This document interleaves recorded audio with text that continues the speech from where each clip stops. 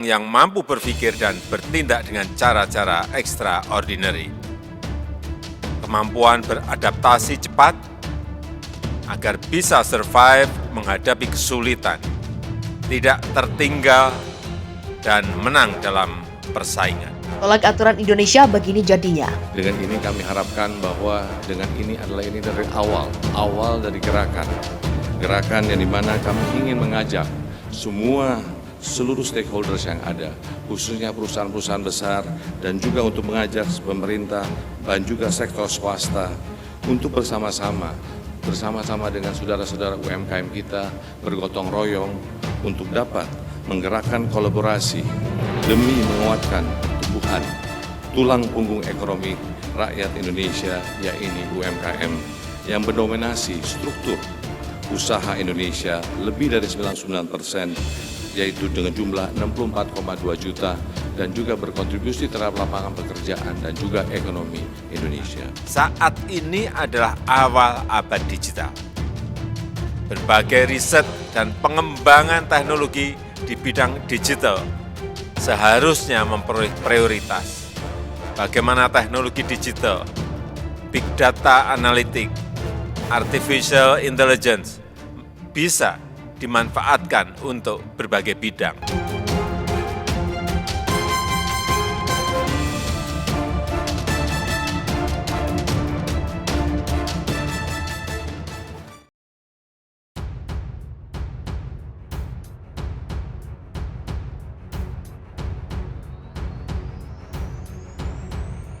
Belum lama ini Jokowi kembali bikin Uni Eropa meradang. Pasalnya Jokowi mengumumkan kebijakan pajak batu bara hingga 100 triliun. Uni Eropa sampai kewalahan mendengar kebijakan baru ini. Bahkan banyak isu yang mengatakan bahwa Uni Eropa tidak mampu membayar pajak ke Indonesia, hingga menyebabkan terjadinya gelombang krisis baru di Uni Eropa.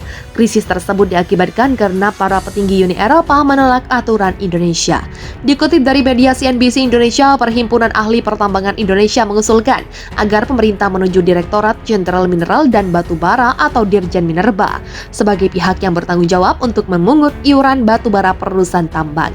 Hal tersebut menyusul rencana penunjukan badan usaha milik negara oleh Menteri Energi dan Sumber Daya Mineral Arifin Tasrif yang berfungsi untuk memungut iuran batu bara. Iuran itu berlaku bagi seluruh perusahaan tambang di NKRI, baik milik badan usaha milik negara maupun milik asing. Adapun mekanisme penyetorannya dapat melalui mekanisme PNBP yang langsung disetorkan ke kas negara. Dengan demikian dibutuhkan mekanisme manajemen pemungutan, penyetoran, dan pengeluaran dananya yang lebih bagus. Hal ini mengingat dana yang akan dipungut bisa di atas 100 triliun per tahun dan ini bukan dana yang kecil. Adapun untuk lembaga pemungutan iuran batubara yang semula direncanakan berbentuk badan layanan umum, namun kabar terakhir berhembus bahwa badan tersebut telah diubah. Pemerintah mengubah mekanisme pelaksananya menjadi mitra instansi pengelola. Ketua Indonesia Mining and Energy Forum Singgi Widodo menyampaikan bahwa BLU batubara sangat ditunggu oleh hampir sebagian besar perusahaan tambang yang memasok batubara di dalam negeri. Awalnya BLU batubara ini akan bertugas memungut iuran batubara dari penambang dan kemudian menyalurkan dana yang terkumpul kepada PT PLN. Hal ini guna menggantikan biaya pembelian batubara PLN pada harga pasar. Seperti yang kita ketahui, harga batubara untuk kepentingan dalam negeri seperti untuk membangkit listrik masih tetap akan dipatok maksimal 70 per ton. Namun saat pembelian PLN harus membayar sesuai dengan harga pasar terlebih dahulu. Dengan begitu BLU batubara ini akan menutup selisih antara harga beli batubara PLN yakni 70 per ton atau harga patokan batubara tersebut dengan sistem reimbursement atau sistem pengembalian.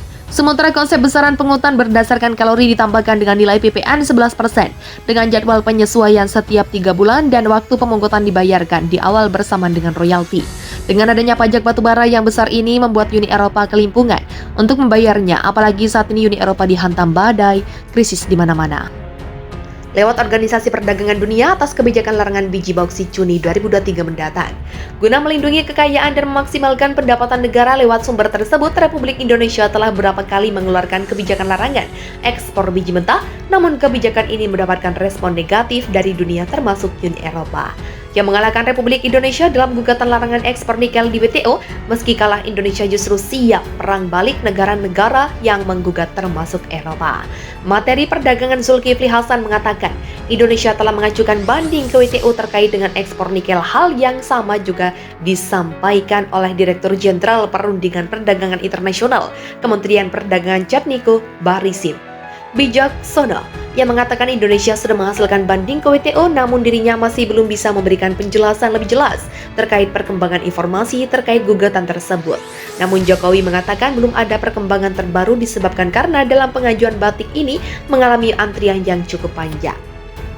Tentang perubahan kedua atas Peraturan Menteri Energi dan Sumber Daya Mineral Nomor 25 Tahun 2018 tentang pengusahaan pertambangan mineral dan batubara, dan yang terakhir Peraturan Menteri SDM Nomor 7 Tahun 2020 yang tentang tata cara pemberian wilayah perizinan dan pelaporan pada kegiatan usaha pertambangan mineral dan batubara. Jokowi juga mencabut status negara yang paling disukai oleh Uni Eropa, sedangkan dilakukan dalam dengan negara-negara Rusia dan kelompok G20 dunia. Bebas datang bersama untuk menghadapi UD Eropa, begitulah kata Jokowi. Untuk di Eropa, perubahan Presiden Jokowi pada status perdagangan Uni Eropa datang sebagai tekanan untuk mencabut apa yang secara resmi dikenal sebagai hubungan perdagangan normal permanen dengan kode Eropa.